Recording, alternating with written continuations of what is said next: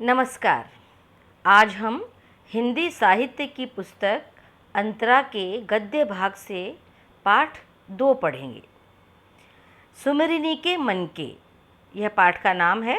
इसमें 3 लघु निबंध संकलित हैं जो बहुत कुछ लघु कथाओं जैसे ही रोचक और संदेशप्रद हैं। इन लघु निबंधों के रचयिता हैं पंडित चंद्रधर शर्मा गुलेरी जी। सबसे पहले गुलेरी जी का परिचय। पंडित चंद्रधर शर्मा गुलेरी जी का जन्म पुरानी बस्ती जयपुर में सन 1883 में हुआ था। गुलेरी जी बहुभाषाविद थे। संस्कृत, पाली, प्राकृत, अपभ्रंश, ब्रज, अवधी, मराठी, गुजराती, राजस्थानी, पंजाबी, बांग्ला के साथ साथ अंग्रेजी, लैटिन तथा फ्रेंच आदि भाषाओं में भी उनकी अच्छी गति थी। वे संस्कृत के पंडित थे। प्राचीन इतिहास और पुरातत्व उनका प्रिय विषय था। उनकी गहरी रुचि भाषा विज्ञान में थी। गुलेरी जी की सृजनशीलता के 4 मुख्य पड़ाव हैं। 4 पत्रिकाओं में गुलेरी जी बहुत अधिक छपे और उनकी रचनाओं का प्रकाशन हुआ। उन पत्रिकाओं के नाम हैं समालोचक 1903 से 1906 तक, मर्यादा 1911 से 1912 तक, प्रतिभा 1918 से 1920 तक और नागरी प्रचारिणी पत्रिका में 1920 से 22 तक गुलेरी जी का रचनाकार व्यक्तित्व बहुविध उभर कर सामने आया। उन्होंने उत्कृष्ट निबंधों के अतिरिक्त 3 कहानियाँ सुखमय जीवन, बुद्धू का कांटा और उसने कहा था, ये भी हिंदी जगत को दी। इन कहानियों में से सिर्फ एक कहानी उसने कहा था को ही लिया जाए तब भी गुलेरी जी की पहचान किसी भी अन्य रचना की मोहताज नहीं है। गुलेरी जी की एकमात्र उसने कहा था कहानी ही मील का पत्थर है और संवेदना, भाव, शिल्प आदि सभी दृष्टियों से बेजोड़ है। गुलेरी जी की विद्वता का ही प्रमाण और प्रभाव था कि उन्होंने 1904 से 1922 तक अनेक महत्वपूर्ण संस्थाओं में अध्यापन कार्य किया। इतिहास दिवाकर की उपाधि से सम्मानित हुए और पंडित मदन मोहन मालवीय के आग्रह पर 11 फरवरी 1922 ईस्वी को काशी हिंदू विश्वविद्यालय के प्राच्य विभाग के प्राचार्य बने। अब इस पाठ में सुमिरिनी के मनके के अंतर्गत जो 3 लघु निबंध लिए गए हैं, उनमें सबसे पहला जो लघु निबंध है उसका शीर्षक है बालक बच गया। तो इसका सारांश बताने से पहले मैं इसका वाचन आपके सामने प्रस्तुत कर रही हूँ। एक पाठशाला का वार्षिकोत्सव था। मैं भी वहाँ बुलाया गया था। वहाँ के प्रधान अध्यापक का एकमात्र पुत्र, जिसकी अवस्था 8 वर्ष की थी, बड़े लाड़ से नुमाइश में मिस्टर हादी के कोल्हू की तरह दिखाया जा रहा था। मतलब उस बच्चे का प्रदर्शन किया जा रहा था, नुमाइश हो रही थी, दिखावा, प्रदर्शनी हो रही थी। नुमाइश का अर्थ है प्रदर्शनी। उसका मुंह पीला था और आंखें सफ़ेद थीं। दृष्टि भूमि से उठती ही नहीं थी। प्रश्न पूछे जा रहे थे, उनका वह उत्तर दे रहा था। धर्म के 10 लक्षण वह सुना गया। 9 रसों के उदाहरण दे गया। पानी के 4 डिग्री के नीचे शीतता में फैल जाने के कारण और उससे मछलियों की प्राण रक्षा को समझा गया। चंद्र ग्रहण का वैज्ञानिक समाधान दे गया। अभाव को पदार्थ मानने न मानने का शास्त्रार्थ कह गया और इंग्लैंड के राजा 8वें हेनरी की स्त्रियों के नाम और पेशवाओं का कुर्सी नामा सुना गया। यह पूछा गया कि तू क्या करेगा? तब बालक ने सीखा सिखाया उत्तर दिया कि मैं यावत जन्म लोक सेवा करूँगा। इतनी बड़ी बात उस बच्चे ने कही। यावत जन्म यानी संपूर्ण जीवन में, जीवन रहने तक लोक की सेवा, जनता की सेवा करता रहूँगा। सभा वाह वाह करती सुन रही थी। पिता का हृदय उल्लास से भर रहा था। एक वृद्ध महाशय ने उसके सिर पर हाथ फेरकर आशीर्वाद दिया और कहा कि जो तू इनाम मांगे वही दें। बालक कुछ सोचने लगा। पिता और अध्यापक इस चिंता में लगे कि देखें यह पढ़ाई का पुतला कौन सी पुस्तक मांगता है। बालक के मुख पर विलक्षण रंगों का परिवर्तन हो रहा था। हृदय में कृत्रिम और स्वाभाविक भावों की लड़ाई की झलक आँखों में दिख रही थी। हृदय में कृत्रिम, अर्थात कृत्रिम का अर्थ है बनावटी, स्वाभाविक का मतलब सहज। सहज और बनावटी दोनों तरह के भावों की लड़ाई, अंतर्द्वंद, संघर्ष बच्चे के मन में चल रहा था। कुछ खांस कर, गला साफ कर, नकली पर्दे के हट जाने पर वह स्वयं विस्मित होकर बालक ने धीरे से कहा, लड्डू। पिता और अध्यापक निराश हो गए। इतने समय तक मेरा श्वास घुट रहा था, अब मैंने सुख से सांस भरी। उन सब ने बालक की प्रवृत्तियों का गला घोंटने में कुछ उठा नहीं रखा था, पर बालक बच गया। उसके बचने की आशा है, क्योंकि वह लड्डू की पुकार जीवित वृक्ष के हरे पत्तों का मधुर मरमर था। मरमर कहते हैं पत्तों की ध्वनि। मरे काठ की अलमारी की सिर दुखाने वाली खड़खड़ाहट नहीं। काठ का अर्थ है लकड़ी। कहने का अर्थ है कि इस लघु निबंध में लेखक के बताना चाहते हैं कि बच्चे को केवल काठ की निर्जीव वस्तु, लकड़ी की निर्जीव वस्तु के समान बना देने से उसका विकास नहीं माना जाएगा। उसमें एक जीवंतता होनी चाहिए, उसकी महत्वाकांक्षाएं, उसके स्वप्न, उसकी भावनाएं जीवित रहनी चाहिए, उसकी आकांक्षाएं जीवित रहनी चाहिए। बच्चे के ऊपर शिक्षा को लाद नहीं दिया जाना चाहिए। तो इस निबंध का मूल प्रतिपाद्य यह है कि बालक के शिक्षा ग्रहण की सही उम्र का निर्धारण कैसे किया जाए। यही लेखक का संदेश है कि शिक्षा मानव के विकास के लिए है, एक माध्यम के रूप में। मनुष्य शिक्षा के लिए नहीं बनाया गया है, शिक्षा मनुष्य के विकास के लिए बनाई गई है। बच्चे की खेलने कूदने की उम्र में शिक्षा को उस पर लाद ही नहीं देना चाहिए, वरन उसका विकास अवरुद्ध हो जाएगा। एक कहावत है हमारे यहाँ, सहज पके सो मीठा होए, अर्थात मनुष्य का जो स्वाभाविक विकास है वही ठीक है, वही सबसे अच्छा है। जिस प्रकार फल जो सहज अपने आप पकता है वही ज़्यादा मीठा हो सकता है, ज़्यादा अच्छा होता है। तो मनुष्य का, बालक का विकास भी सहज गति से होने देना चाहिए। यही इस निबंध में लेखक का संदेश है। अब दूसरी जो लघु निबंध है इस पाठ में, उसका शीर्षक है घड़ी के पुर्जे। घड़ी के पुर्जे का मैं पहले वाचन कर देती हूँ और उसके बाद में इसका सारांश बताऊंगी।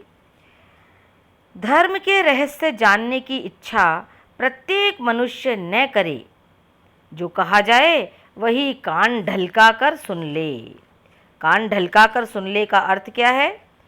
कान खोल कर सुन ले। इस सत्ययुगी मत के समर्थन में घड़ी का दृष्टांत बहुत तालियां पिटवा कर दिया जाता है। घड़ी समय बतलाती है। किसी घड़ी देखना जानने वाले से समय पूछ लो और काम चला लो। यदि अधिक करो तो घड़ी देखना स्वयं सीख लो। किंतु तुम चाहते हो कि घड़ी का पीछा खोल कर देखें, पुर्जे गिन लें, उन्हें खोलकर फिर जमा दें, साफ करके फिर लगा लें। यह तुमसे नहीं होगा, तुम उसके अधिकारी नहीं।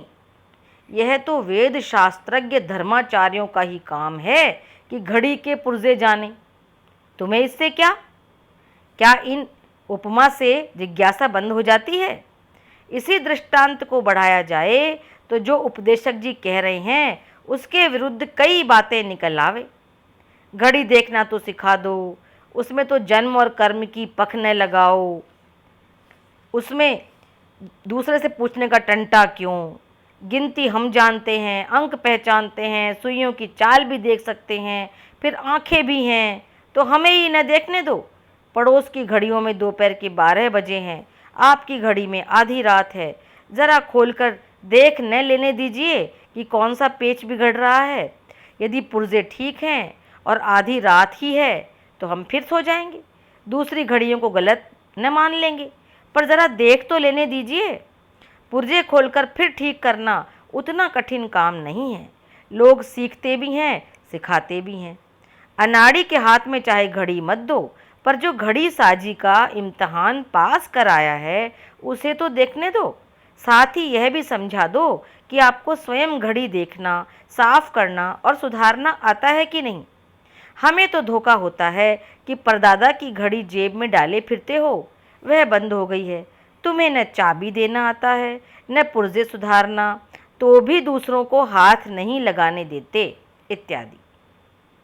अब ये जो लघु निबंध है घड़ी के पुर्जे, इसमें घड़ी का उदाहरण दिया गया है, घड़ी के दृष्टांत के द्वारा कुछ व्यंग्य किया है लेखक ने, तो उसको हम समझेंगे। देखिए बच्चों, इस निबंध में घड़ी के दृष्टांत द्वारा लेखक ने यह संदेश दिया है कि धर्म के ठेकेदार यह चाहते हैं कि समाज केवल अंधविश्वास के रूप में ही धार्मिक नियमों का अनुसरण उनके अनुसार ही करते रहें, उनके कहे अनुसार ही चलते रहें, लेकिन धर्म के मर्म को और मूल रहस्यों को समझें या उसके जिज्ञासु और खोजी बने, ऐसा वे धर्म के ठेकेदार नहीं चाहते, क्योंकि ऐसे में फिर उनकी धर्म की दुकानदारी बंद होने का डर है। इसलिए वे एक घड़ी साज की तरह ये तो चाहते हैं कि मनुष्य धार्मिक हो, घड़ी रखे मनुष्य अर्थात धार्मिक हो, धर्म को माने, लेकिन वह घड़ी के पुर्जे निकालना, देखना, पहचानना और ठीक करना न सीखे, क्योंकि अगर वो ये सब सीख गए तो उन्हें कौन पूछेगा। कौन सी घड़ी? धर्म रूपी घड़ी। धर्म रूपी घड़ी के मर्म को जानने का प्रयास वो न करे। इस निबंध में यही व्यंग्य निहित है, एक व्यंग्य किया है लेखक ने। तीसरा जो अंतिम लघु निबंध है उसका शीर्षक है ढेले चुन लो। ढेले चुन लो, इसका वाचन इस प्रकार है। शेक्सपियर के प्रसिद्ध नाटक मर्चेंट ऑफ वेनिस में पोर्शिया अपने वर को बड़ी सुंदर रीति से चुनती है। बबुआ हरिश्चंद्र के दुर्लभ बंधु में पुरुश्री के सामने 3 पेटियां हैं, एक सोने की, दूसरी चांदी की, तीसरी लोहे की। तीनों में से एक में उसकी प्रतिमूर्ति है। स्वयंवर के लिए जो आता है उसे कहा जाता है कि इनमें से एक को चुन ले। अकड़बाज सोने को चुनता है और उल्टे पैरों लौटता है। लोभी को चांदी की पिटारी अंगूठा दिखाती है। सच्चा प्रेमी लोहे को छूता है और घुड़दौड़ का पहला इनाम पाता है।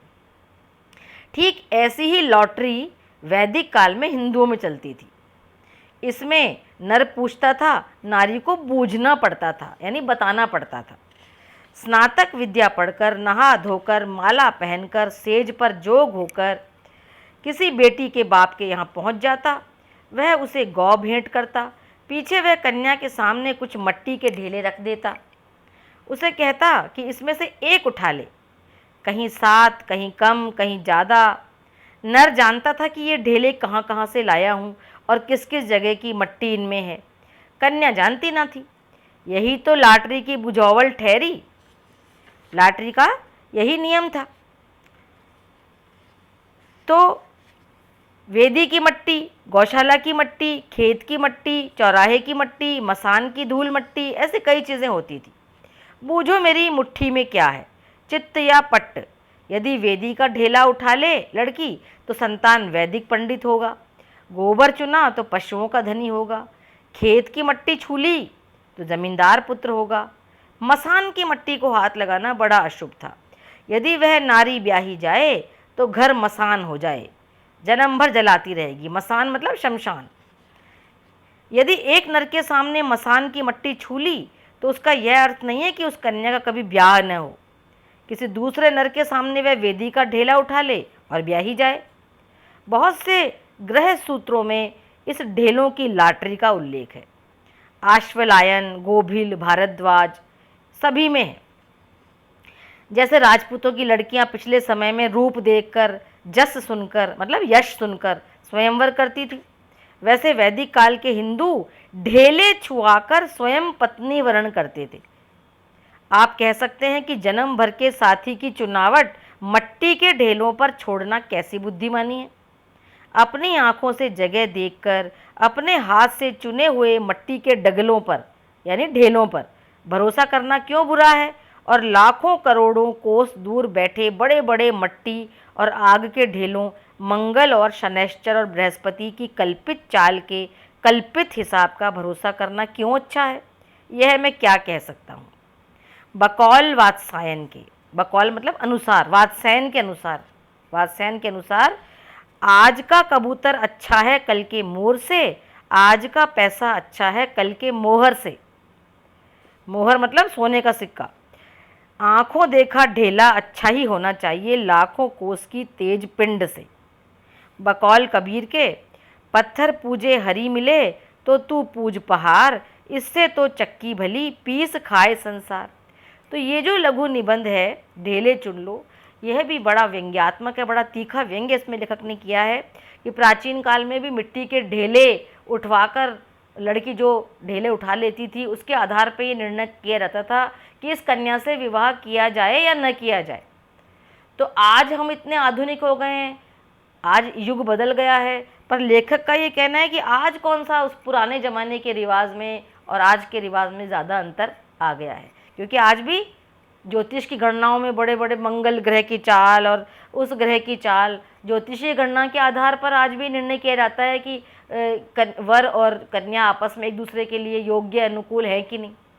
तो ये सब बातें अंधविश्वास हैं और इस निबंध में लोक में समाज में प्रचलित रीति रिवाजों में निहित अंधविश्वासों पर ही चोट की गई है, जिसके अनुसार हमारे समाज में विवाह जैसी महत्वपूर्ण प्रक्रिया को भी जुआ या लॉटरी जैसा बनाकर रख दिया गया है, रख दिया गया था।